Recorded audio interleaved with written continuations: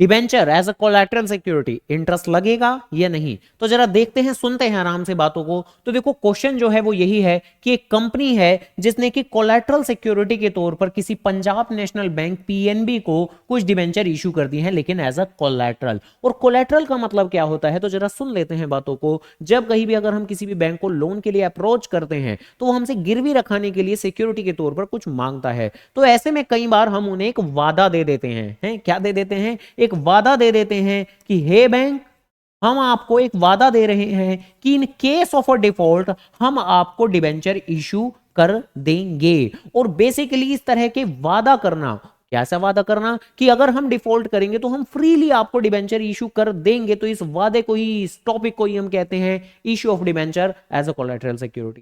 क्योंकि अभी तक हमने कोई डिबेंचर इशू किए नहीं है, तो हम बेसिकली ऐसे ऐसे वादे के लिए कोई भी इंटरेस्ट की पेमेंट नहीं करते।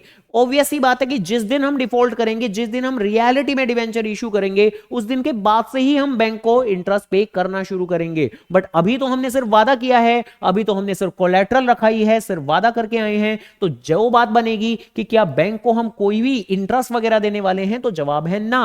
तो विल नॉट बी एंटाइटल्ड, यानी कि बैंक हकदार नहीं होगा किसी भी तरह के इंटरेस्ट ऑन सच डिबेंचर्स। तो ऐसे करके बातें हैं। तो ऐसी और एमसीक्यू को जानने के लिए, समझने के लिए वीडियो को लाइक, चैनल को सब्सक्राइब।